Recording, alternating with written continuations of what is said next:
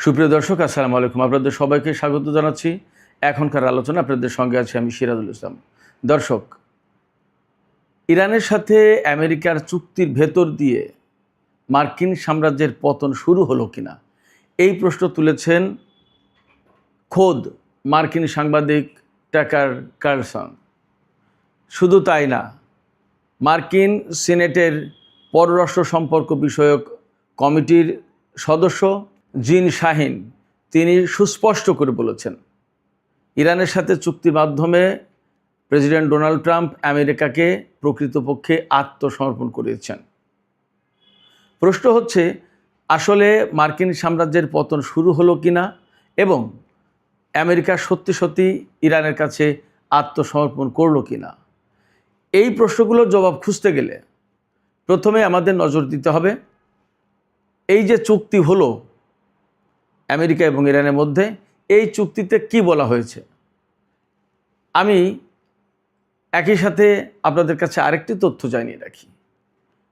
Tucker Carlson তিনি বলছেন 1956 সালে সুয়েজ সংকটের ভেতর দিয়ে ব্রিটিশ সাম্রাজ্যের যেভাবে পতন ঘটেছিল, তেমনিভাবে ইরানের সাথে চুক্তির মাধ্যমে মার্কিন সাম্রাজ্যের পতনের শুরু হলো।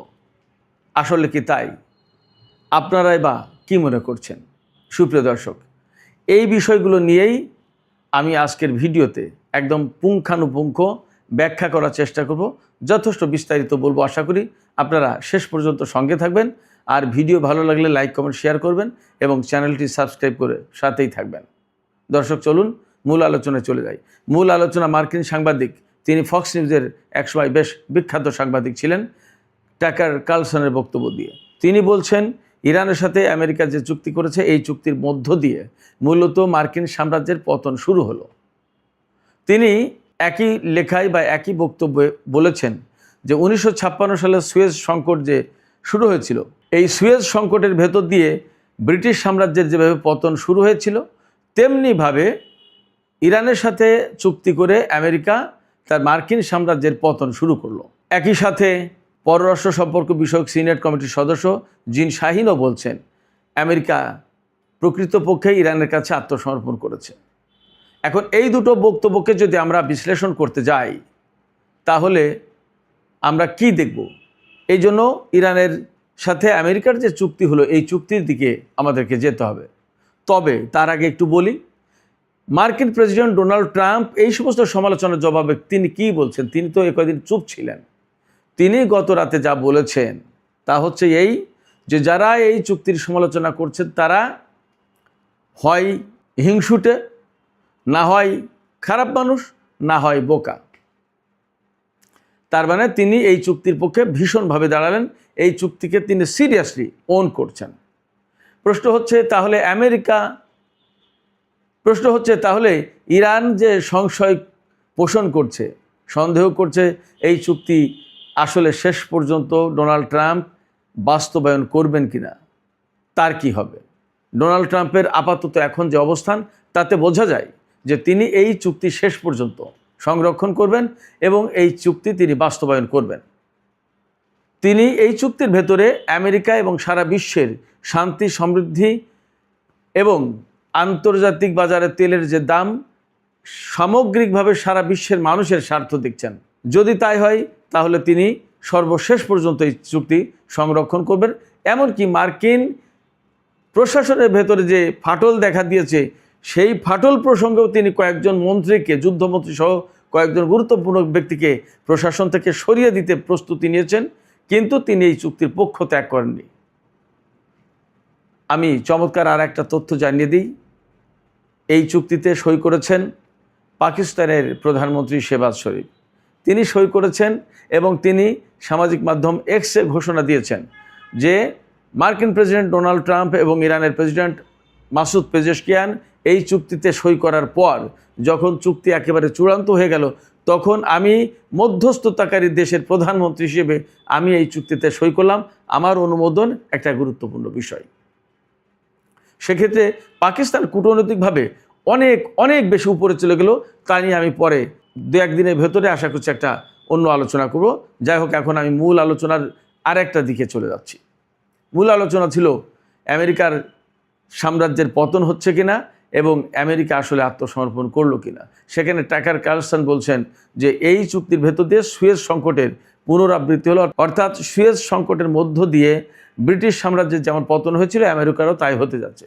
এখন প্রশ্ন হচ্ছে সুয়েজ সংকটটা কি ছিল? আমরা সবাই জানি মধ্যপ্রাচ্য থেকে তেল গ্যাস নিয়ে বা মধ্যপ্রাচ্যের সাথে যোগাযোগ বা এশিয়ার সাথে যোগাযোগ যদি অনেক ঘোরা পথ এড়িয়ে সহজে করতে হয় ইউরোপ এবং আমেরিকার, তাহলে আটলান্টিক সাগর দিয়ে ভূমধ্য সাগর দিয়ে যদি মধ্যপ্রাচ্য অর্থাৎ ভারত মহাসাগর, লোহিত সাগর হয়ে ভারত মহাসাগরে যাওয়া আসা করা যেত তাহলে সহজ হতো। এই জন্য তখন চিন্তা করা হয়েছিল মাঝখানে যে মিশরের ভূখণ্ডটা আছে এই ভূখণ্ডের একটা অংশ যদি বড় ক্যানাল করে খাল কেটে যদি ভূমধ্য সাগরকে লোহিত সাগরের সাথে যুক্ত করা হয় তাহলে এই চলাচলটা সহজ হয়। মধ্যপ্রাচ্য থেকে যে জাহাজটা বেরিয়ে সুয়েজ খাল দিয়ে আমেরিকায় যায়, যে জাহাজটা 21 দিন লাগে বা 22 দিন লাগে, সেই জাহাজটা সুয়েজ খাল দিয়ে না গিয়ে যদি আফ্রিকার উপকূল ঘুরে যায় তাহলে প্রায় 30 দিনের বেশি লাগে কিংবা তারও বেশি লাগে, অর্থাৎ বিরাট একটা বড় সময়ের গ্যাপ পড়ে। সেই জায়গায় মিশরের ভূখণ্ড কেটে একটা ক্যানেল করে খাল করে যদি দুই সমুদ্রকে ভূমধ্য সাগর এবং লোহিত সাগরকে যদি এক করা হয় তাহলে এই যাতায়াতের পথটা সহজ হয়। সেই অনুযায়ী সুয়েজ খাল কাটা হয়েছিল। সুয়েজ খালের নিয়ন্ত্রণ ছিল মূলত ব্রিটিশ এবং ফরাসি সরকারের হাতে, অর্থাৎ ব্রিটেন এবং ফ্রান্সের হাতে। তখন তারা কিন্তু খুব বড় শক্তি। কিন্তু 1956 সালে মিশরের প্রেসিডেন্ট জামাল আব্দুল নাসের এই সুয়েজ খালকে একেবারে আকস্মিকভাবে বলা যায় জাতীয়করণ করে, অর্থাৎ এই খাল মিশরের হাতে থাকবে, মিশর ছাড়া আর কারোর কাছে থাকবে না, এর কন্ট্রোল মিশরের হাতে থাকবে, যেমন এখন ইরান হরমুজ প্রণালীকে কন্ট্রোলে নিয়েছে। এই কথা বলার পর ইসরায়েল, ফ্রান্স এবং ব্রিটেন তারা তিনজন ষড়যন্ত্র করে পরিকল্পনা করে মিশরের বিরুদ্ধে যুদ্ধ শুরু করে। এই মিশরের বিরুদ্ধে যুদ্ধ শুরু করার পর যখন মিশর অনেকটা বিপাকে, কারণ ফরাসি, ব্রিটিশ এবং ইসরায়েলি শক্তি, তিন শক্তির মিলিত বাহিনীর বিরুদ্ধে মিশরের পক্ষে টিকে থাকা কঠিন। এই সময় আমেরিকা এবং রাশিয়া দুই শক্তি এক পক্ষ হয়ে ব্রিটেন এবং ফ্রান্সকে হুমকি দিল এবং এই হুমকির ফলে ব্রিটেন এবং ফ্রান্স যুদ্ধ বন্ধ করতে বাধ্য হলো, ইসরায়েলও পিছু হটল। এরপরে এই সুয়েজ খালের নিয়ন্ত্রণ মিশরের হাতেই থাকলো। এই সময় এই যে মার্কিন এবং সোভিয়েত ইউনিয়নের হুমকির মুখে ব্রিটেন এবং ফ্রান্স সরে গেল, এই যে সরে যাওয়া, এই সময় একটা চুক্তি হলো সুয়েজ খালকে মিশরের হাতে দেওয়ার ব্যাপারে। এই চুক্তি এবং এই ঘটনার পর থেকে ব্রিটিশ সাম্রাজ্য প্রকৃতপক্ষে একেবারেই তার অবসান ঘটে গেল বলা যায়। তবে এখানে আমি আরেকটু বলি, ব্রিটিশ সাম্রাজ্যের সবচেয়ে বড় ধাক্কা লেগেছিল 1947 সালে। ব্রিটিশ থেকে ভারত এবং পাকিস্তান স্বাধীন হলো, ভাগ হলো। এই যে ব্রিটেনের শাসনের আধিপত্য শেষ হয়ে গেল ভারতীয় উপমহাদেশে, এটা ছিল ব্রিটিশ শাসনের জন্য সবচেয়ে বড় ধাক্কা। এরপরে সুয়েজ খালের এই ঘটনা ব্রিটিশের জন্য। এরপরে 1997 সালে হংকংকে চীনের হাতে হস্তান্তর করে ব্রিটিশ সাম্রাজ্যের বলা যায় যে শেষ, একেবারে অধঃপতনের শেষ পেরেক ঠুকে দেওয়া হলো। তো সুয়েজ খালের ঘটনার প্রেক্ষাপটে ব্রিটেনের মূলত যে সাম্রাজ্যবাদী শক্তি ছিল ব্রিটেনের, সেই শক্তির মূলত অবসান ঘটে গেল। টাকার কার্লসন বলছেন ইরানের সাথে আমেরিকা যে চুক্তি করলো মূলত তাই হলো, কারণ এই সময় হরমুজ প্রণালী পৃথিবীর সবচেয়ে, সুয়েজ খালের চেয়েও বেশি গুরুত্বপূর্ণ আপনার এই হরমুজ প্রণালী।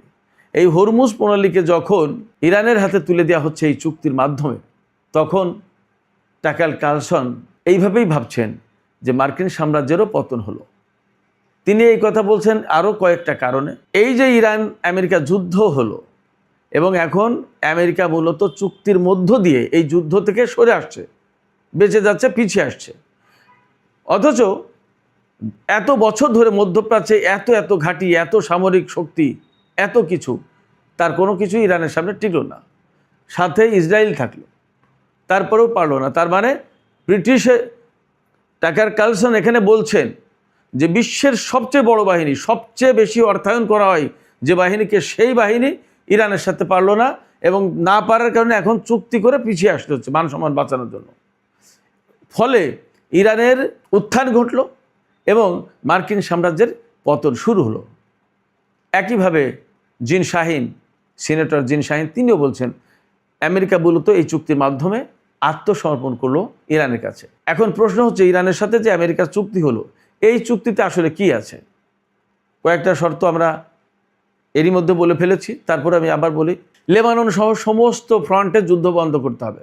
ইরান এই কথা বলেছে, আমেরিকা সেই কথা মেনে নিতে বাধ্য হয়েছে।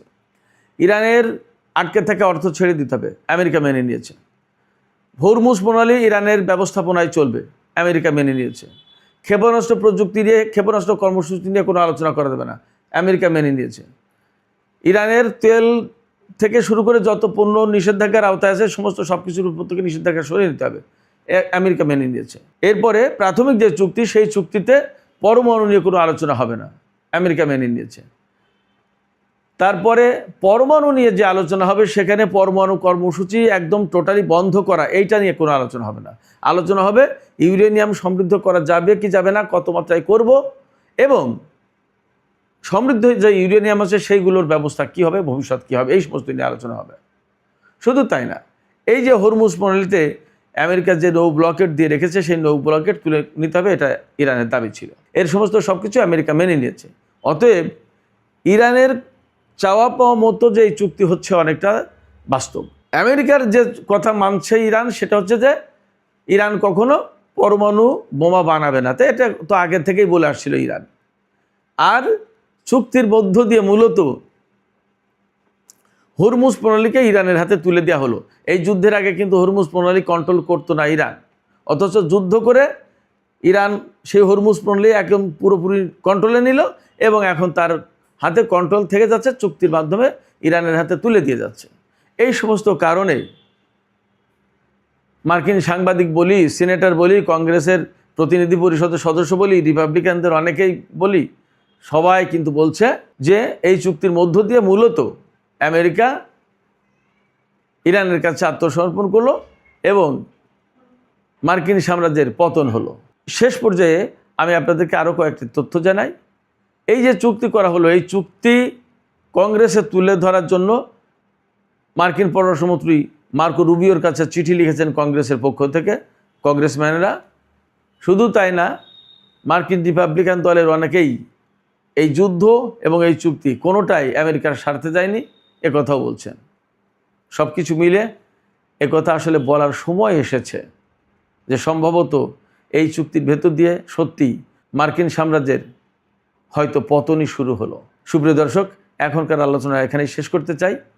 আপনাদের কি মনে হয়, আপনারাও কি মনে করছেন যে আসলে এই চুক্তি, এই যুদ্ধের ভেতর দিয়ে মার্কিন সাম্রাজ্যের পতন শুরু হলো?